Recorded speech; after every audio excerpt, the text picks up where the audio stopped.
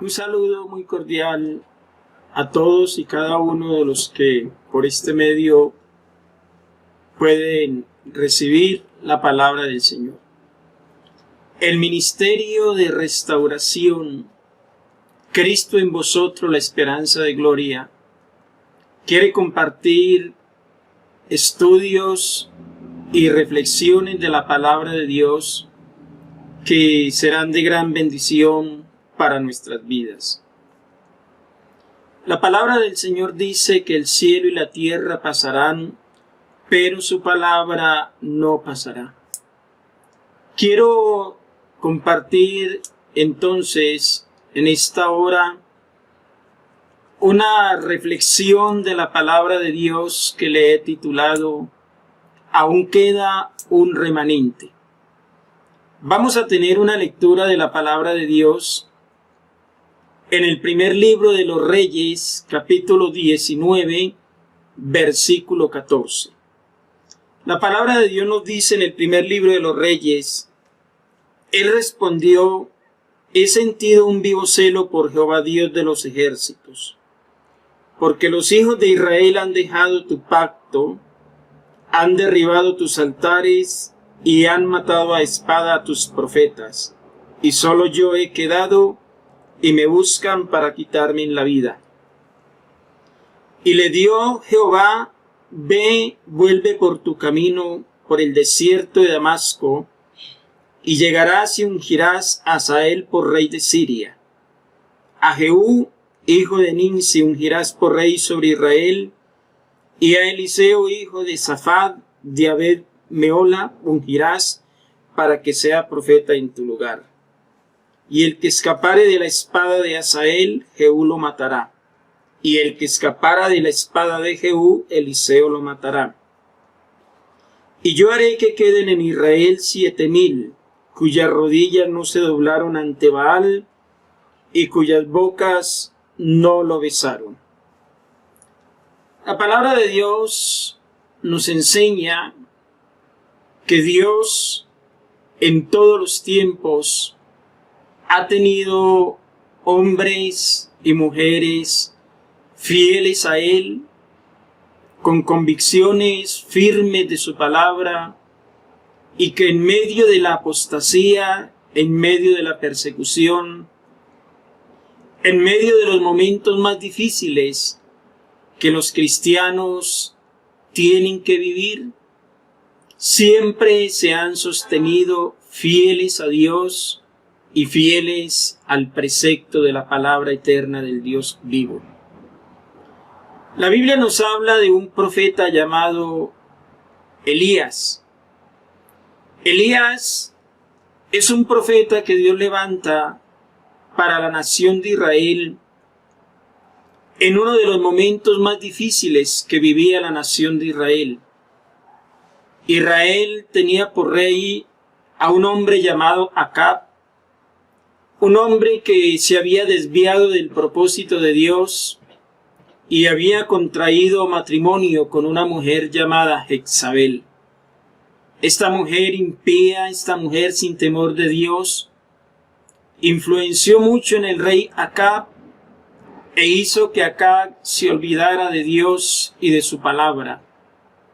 Por lo tanto, este hombre que gobernaba la nación de Israel no solamente se desvió él, también logró desviar al pueblo, pero Dios en su amor y en su misericordia le ha dado continuidad a su programa, a su obra y a sus propósitos. Entonces Dios levanta a este hombre llamado Elías. Elías tiene que enfrentarse al poder político, al poder religioso y a todas aquellas adversidades que Elías tuvo que enfrentar. Sin embargo, Elías tiene en su vida personal, tiene un momento muy difícil y huye por una amenaza que le hace esta mujer llamada Jezabel. Elías inicia entonces un camino rumbo a Horeb, monte de Dios, y en el camino Elías deseaba morirse. Pero la palabra de Dios dice que cuando Elías llega a cierto lugar halla una cueva y allí se refugia. Dios viene y le dice: ¿qué haces ahí, Elías? Elías creía que él era el único que era fiel a Dios en ese momento. Y la respuesta que Elías le da a Dios es que solamente él había quedado y lo buscaban para quitarle la vida. Dios le dice a Elías que estaba equivocado, que él mismo se había reservado 7,000 rodillas, hombres que no se habían doblegado ante Baal. En medio de todas las circunstancias siempre habrán hombres y mujeres que se mantendrán fieles a Dios. Procuremos nosotros ser parte de ese remanente. Ser fiel a Dios en medio de la apostasía, en medio de la persecución, en medio de la crítica, en medio del desprecio, no es fácil, pero tampoco es imposible. Sería muy difícil si lo hiciéramos en nuestras fuerzas, pero con la fuerza y el poder de Dios podremos totalmente resistir todo lo que venga en contra de nuestra fe. Y así como en los tiempos de Elías, Dios se reservó 7,000 rodillas que no se doblegaron ante Baal, también seguimos encontrando en la palabra de Dios otro caso bien importante. En los tiempos antediluvianos, la palabra de Dios dice que toda aquella generación se desvió tras el pecado, tras la maldad. Y la Biblia nos dice en el libro del Génesis que la maldad de los hombres llegó hasta la presencia de Dios. Dios determinó entonces destruir toda aquella generación perversa a través de un diluvio. Sin embargo, en medio de esa generación perversa y en esa multitud inmensa de gente perversa, había un hombre llamado Noé. Él y su familia eran parte de un remanente que permanecía fiel a Dios. Podemos darnos cuenta que no importa cuánta persecución haya, siempre habrán hombres valientes, siempre habrán mujeres valientes, siempre habrán hogares firmes a defender los conceptos de la palabra de Dios. Pero también podemos mirar otro caso bien importante y está en el libro de Esther, capítulo 3, versículo 2, cuando la Biblia nos dice que un hombre llamado Mardoqueo se enfrentó también a un rey, a unos súbditos del rey perversos.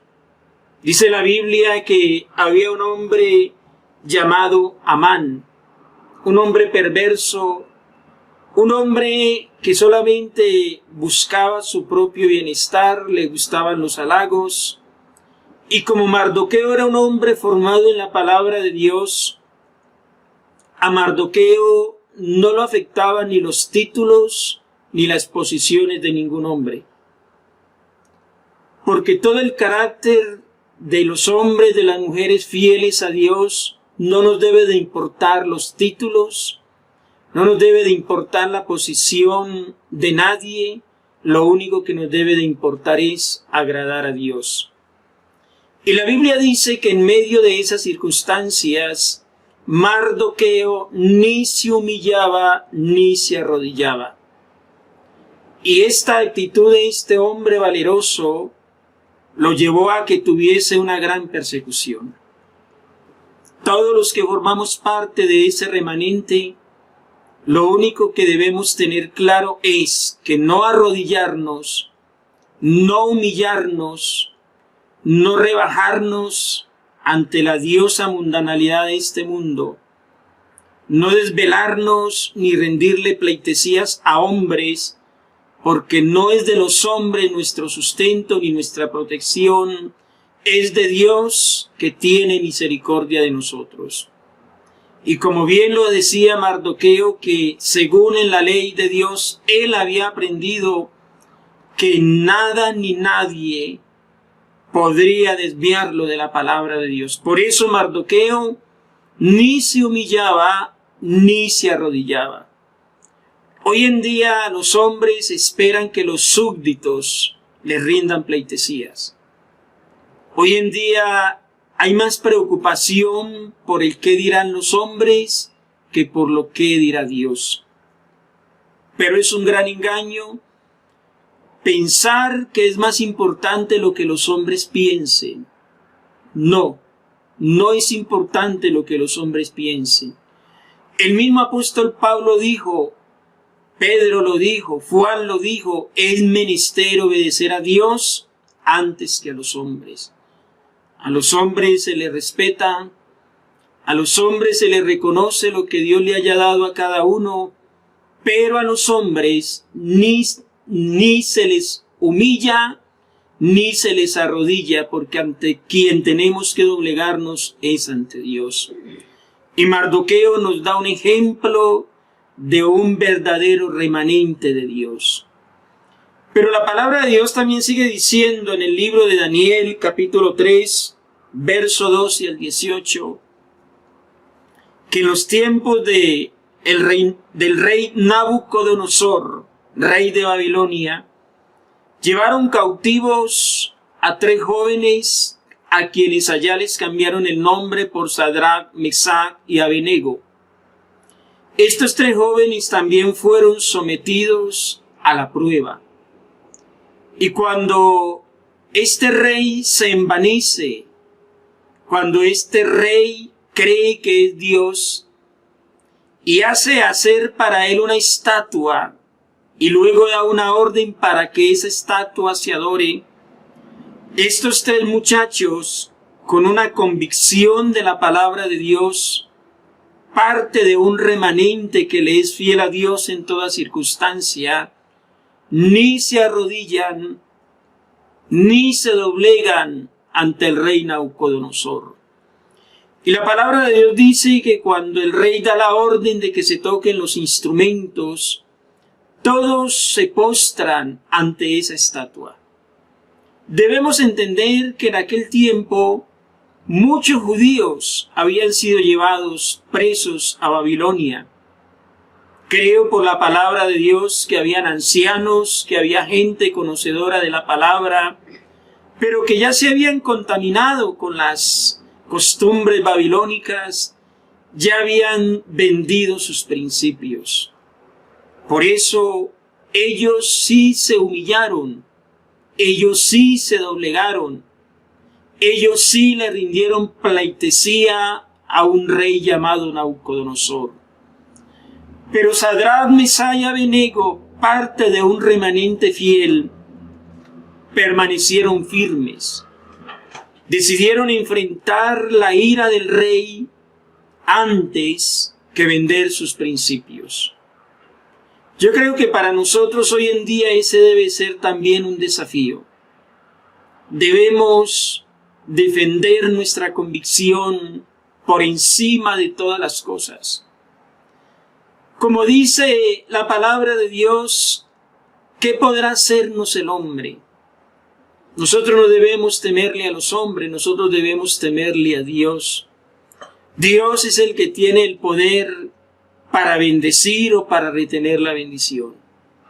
Es triste y es lamentable que hoy en día muchos, bajo el mismo estilo de vida del rey Saúl, están más preocupados por el honor de los hombres, por el concepto de los hombres.